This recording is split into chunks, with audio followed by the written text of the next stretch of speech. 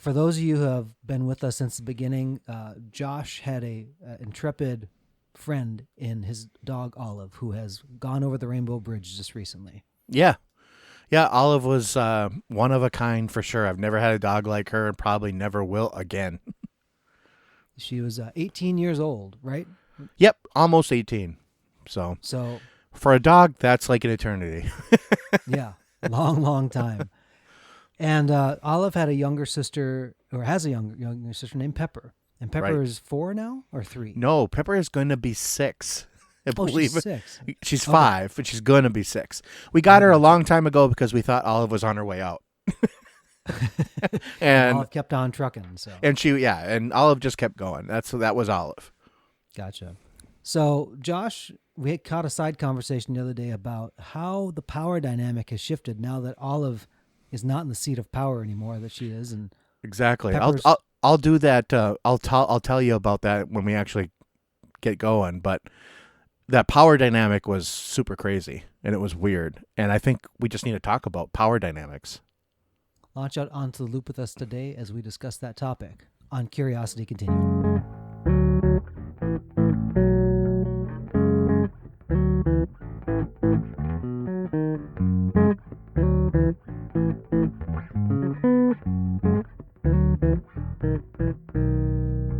Hey everybody, this is Josh. And this is Brian. Welcome to the podcast for Curiosity Continuum. Curiosity Continuum is an industry innovating non-traditional company passionate about growing wisdom in the next generation. We are the essential bridge between the analog and the digital worlds by building collaborative communities that unleash the power of adaptive expertise and innovation needed to thrive in the 21st century. We combine and mix essential elements needed to empower people to succeed in new ways not possible outside of a creative, thoughtful, diverse community of fellow curious people. Follow us in your favorite podcast app to receive notifications of new content. If you like what you hear and you want to dive deeper, please visit us at curiositycontinuum.com. Thanks for tuning in, and let's start the conversation. So, power dynamics. Now, this conversation has many tendrils into Right. many things, but Josh, why don't you tell us the funny example that you shared with me? So the example was, I love the MCU, the Marvel Continuing Universe, and I know Brian does too. And a lot of people just love what Marvel did. But so we've watched all the movies, we've seen all the things. I'm not going to spoil too much, but the thing I equated it to was after a few days after Olive had passed, I noticed that Pepper was increasingly not aggressive, but just asserting her dominance kind of thing. And I equated it to in Thor Ragnarok when Hela comes back, that Odin was Thor's father and he was holding Hela back with his power. And then when he dies, she comes back. And that is so Pepper. Like Olive was just in being present, was holding the reins of the alpha kind of dog, And you can see the pack mentality. When the leader is gone, now she's like, oh, I'm the leader. And you have no idea what I'm going to do,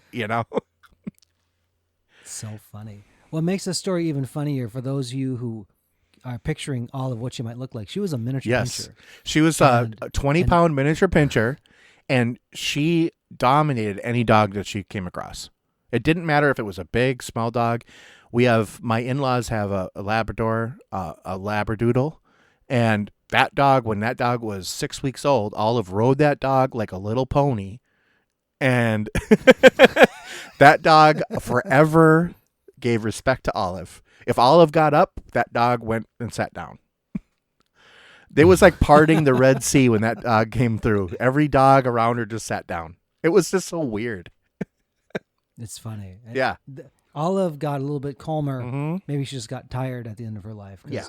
She always, her and I had a little bit of a tenuous relationship. Kind of like what I had with my pet cat Mindy growing up. Yes. It was like, But what was so interesting about that, even when in the last days that Olive had on this earth, she was losing her sight, and hard for her to get around and stuff in Josh's home. And Pepper, so now Pepper is a teacup miniature pincher. Yes. So, right. So she's She's the size 7 of pounds. Olive. Yeah. Yeah. So soaking wet with a dollar full of change in her And, pocket. and a sweater on. Yep. Yeah, exactly. She so that dynamic still, like, here's the matriarch moving along and still not, still around, and Pepper paid her that respect. Right. I think about some of the things that have happened in the world stage. Now, depending on what place in history that you grew up in or remember, there are shifts of power. Now, when you talk about elections in like the United States, that's one thing.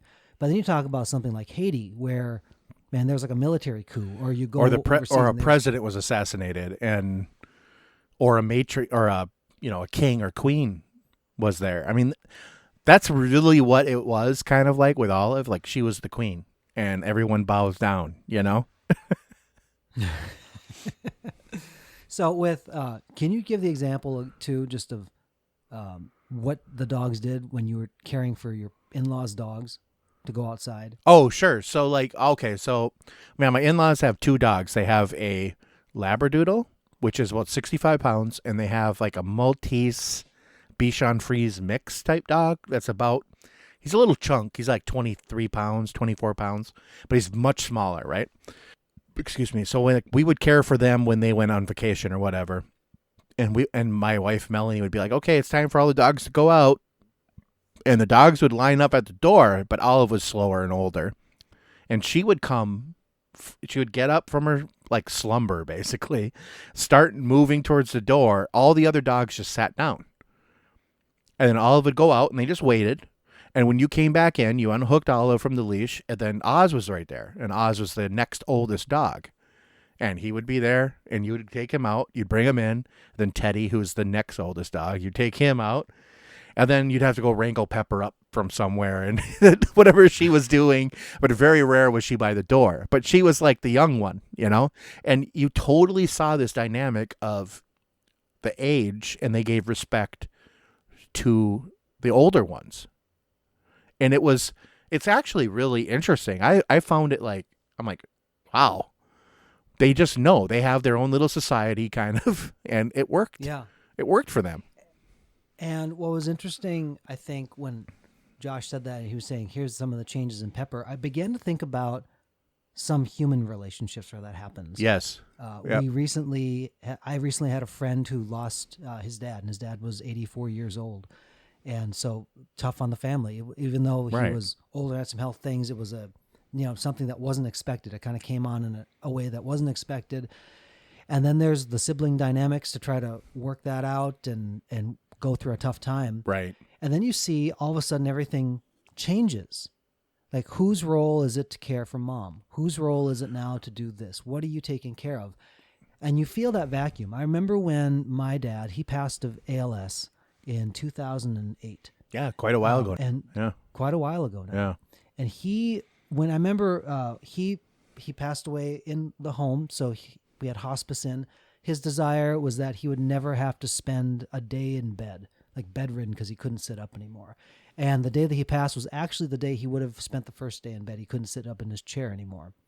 When he was carried away by the coroner in the hometown I was in, I remember I sat in his chair afterward, and we had some friends over and some family just right afterward, after my dad had been taken away. I remember sitting in his chair. Now, he hadn't sat in his chair since the night before, but I remember sitting there, and I just remember feeling this void, not only because my dad had literally left the building, Right. left the earth, but because that power had shifted. Yeah. And I think as a son, I'm an only child, I felt that mantle almost like, oh, now there are things that, because he is gone, that I'm shouldering in part, Yeah. not in the same way, because my mom is still on the earth.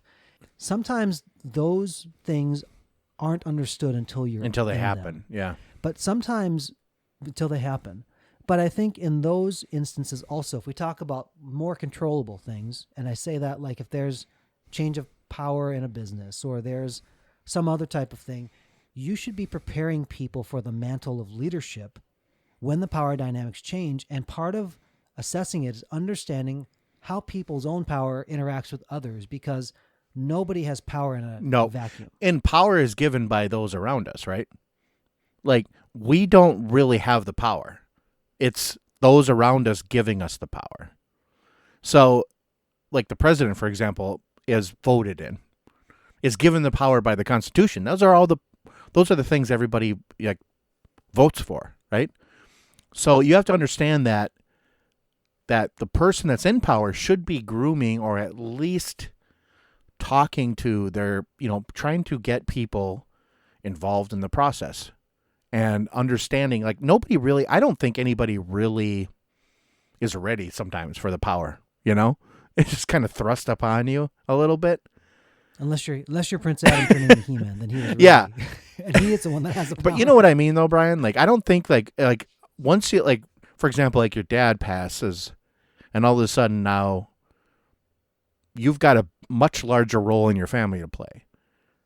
Even though you knew it's coming, you're still not 100% prepared for it. But being aware of it is the main thing here. Be aware that it's going to happen. Like, I had this conversation with my mom recently, actually yesterday, a very kind of hard conversation to have. And a lot of it has to do with COVID going around, and my parents are getting older, like my parents moved by me recently, which I am ecstatic about because I love my parents close. And my mom was saying that, to my dad before they moved closer to me, that we're not going to be here forever. And we got to live by one of the boys. And I have two younger brothers, and I just happen to live in the place that they chose because Florida is so nice, and I got lucky. But I like that because that showed me that my parents were at least thinking that it's going to happen eventually, and stuff is going to happen where they might need help or they might need family around. And so I like that idea that that's what my mom and dad were thinking. That it's not just like, oh, they just up and moved just to move, It's a consideration thing. And so, like, when I think of that particular instance, I see that, Josh, they afforded you trust to go. This is even though you've used the term geographic coincidence, Yep. that, or convenience before, to be where they want to be, but they could have moved and they chose there. Those types of power decisions actually kind of peck at your self-sufficiency. I don't mean that in any kind of prideful sort of way. Right. What I mean is when you're an able-bodied person and you're able to just do your life, and then you come to a point when you can't do your life the same way. You can't maybe drive. You can't do the things you used to do. And for some folks, that means that there's you move in with your children, you move into an assisted living home or something like Correct. that. Yep. There's many different kinds of care situations. Part of the power feeling that is feeling your own self-sufficiency and your own boundaries. Sometimes when you have to give that power away, you feel like you're giving away part of yourself. Your value doesn't change just because your power has changed. It means that your dynamic has shifted. Because you might perceive yourself giving up power, maybe people don't want to do that. I think that's a lot of reason I think that people stay in certain positions longer than maybe they need to, or they do things when they're older that they really shouldn't do, is because they feel that they're less of a person for like wanting to shift that responsibility to someone younger or more able or whatever it happens to be. Like Brian said, if you're having a problem moving around, a lot of people, we're prideful people and we hate getting help for stuff, but sometimes you just need it.